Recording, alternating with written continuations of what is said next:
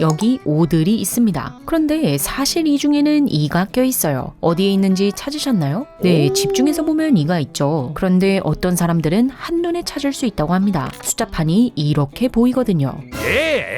이뿐만이 아닙니다. 특정 글자를 보면 맛이 느껴지는 사람도 있는데요. R은 익힌 당근 맛이 나고 8월은 크림치즈 맛이 난다고 합니다. 또한 클래식 작곡가 프란츠 리스트, 그는 음악이 색으로 보이는 능력자였어요. 그래서 때때로 연주자들에게 이렇게 말했다고 합니다. 그 부분은 조금 더 파랗게 쳐야 해요. 그건 진한 보라색이라니까요. 제발요. 그렇게 장밋빛으로 연주하지 마요. 와, 제가 연주자였으면 뭐라는 거야 이 천재가. 하고 눈물을 흘렸을 것 같네요. 그럼 도대체 이들의 정체가 뭐냐? 바로 공감각자입니다. 한 가지 감각이 느껴질 때 다른 감각까지 함께 느낄 수 있는 사람들이에요. 인구의 약 4%가 이러한 능력을 가지고 있다고 합니다. 우와, 초능력이 아니라 과학적으로 가능한 거예요? 보통 사람들의 뇌는 색을 보는 부분, 소리를 듣는 부분, 촉각을 느끼는 부분이 딱딱 구분되어 있어요. 그런데 공감각자들은 뇌의 특정 영역끼리 과도하게 연결되어 있다고 합니다. 그래서 소리를 인식하는 부위가 자극받을 때 덩달아 색을 감지하는 부위도 함께 활성화되는 거죠. 그럼 초록색의 바이올린 소리를 듣게 되는 겁니다. 그런데 감각은 맛, 소리, 단어, 숫자, 음악, 사람 등 여러 가지잖아요. 따라서 공감각의 종류도 지금까지 알려진 것만 80가지 정도로 아주 다양하다고 합니다. 그럼 또 다른 공감각은 어떤 게 있어요? 어떤 사람은 말소리를 들으면 자막처럼 정확한 철자가 떠오른다고 해요. 요즘 같은 시대에 참 부러운 능력이죠. 또한 공간도 하나의 감각이잖아요. 이게 숫자와 연결되어 숫자를 보면 머릿속 공간에 3D로 그려지는 사례도 있습니다. 숫자가 나선형으로 배치되는 경우도 있고, 어떤 사람은 0부터 10까지는 일직선으로, 11부터 20까지는 수직으로, 그 다음은 또다시 일직선으로, 이런 식으로 지그재그 모양으로 보인다고 합니다. 그런데 저도 머릿속에 떠올릴 수 있는데요.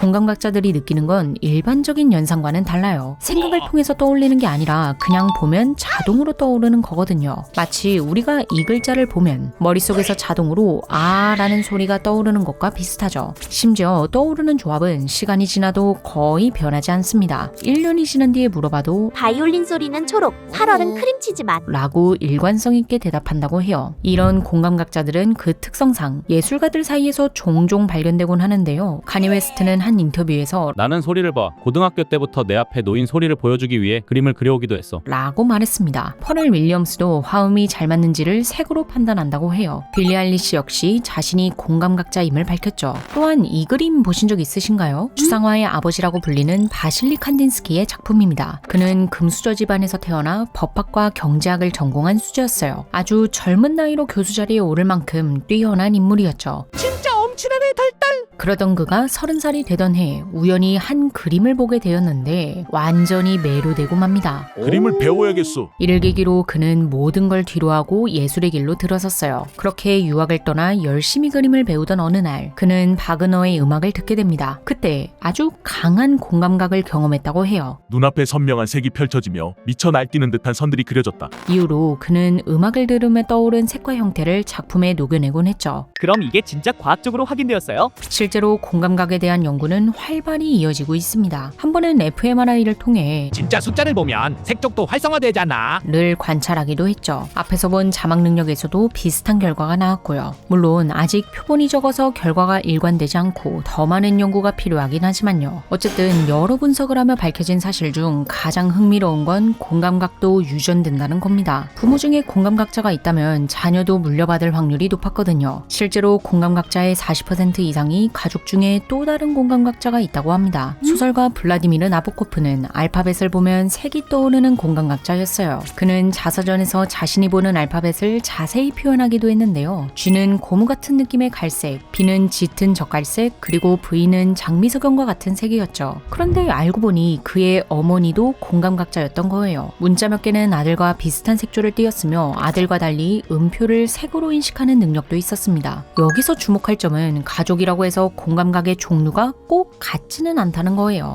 다른 여러 연구에서도 한 가족 내에 서로 다른 형태의 공감각이 존재하는 경우가 관찰되죠. 심지어 일란성 쌍둥이끼리도 다르다는 보고가 있습니다. 이는 엄마 아빠가 자신이 가진 공감각 자체를 물려준 게 아니기 때문이에요. 엥, 그럼요? 공감각이 생기기 쉬운 뇌 특성을 준 거죠. 이후에는 사람마다 뇌 발달 방식이 다르기에 어떤 감각끼리 이어질지는 제각각인 겁니다. 이와 비슷한 예로는 뇌세포의 과흥분을 뇌전을 유발해 의식 소실, 발작 등을 일으키는 뇌전증이 있어요. 뇌전증 역시 높은 유전성을 보입니다. 하지만 뇌에서 발작을 일으키는 부위는 일란성 쌍둥이 사이에서도 꽤 다르다고 해요. 정리하자면 유전은 바탕일 뿐 어떻게 나타날지는 사람마다 다른 겁니다. 그럼 공감각이 후천적으로 생길 수도 있어요. 매우 드물지만 사례가 있긴 있어요. 뇌졸중을 겪은 이후 특정 소리를 들으면 팔이 강하게 저리는 촉감을 느끼는 공감각이 생긴 경우가 있거든요. 하지만 이와 같은 특수한 경우를 제외하고는 없다고 합니다. 일반적으로 공감각자들은 어렸을 때부터 자연스럽게 연결된 감각을 느끼죠. 대신 공감각을 형성해가는 과정에서는 경험이 영향을 미친다고 합니다. 예를 들어 알파벳을 볼 때 색이 떠오르는 공감각자들을 연구해보면요. 영어권의 경우 50%가 Y를 노란색으로 30%는 R을 빨간색으로 본다고 해요. 우연이라고 하기에는 꽤 높은 확률이죠. 우리가 글자를 배울 때를 떠올려보면 모양을 보고 동시에 소리를 들으며 익히잖아요. 공감각자들은 여기에 색까지 연결되어 굳어지는 겁니다. 어릴 때 이런 학습판으로 한글을 배우신 분들 많으시죠? 여기서 가라는 글자 칸에는 초록색 가방이 있네요. 만약 공감각자가 이걸 보면서 학습하게 되면 가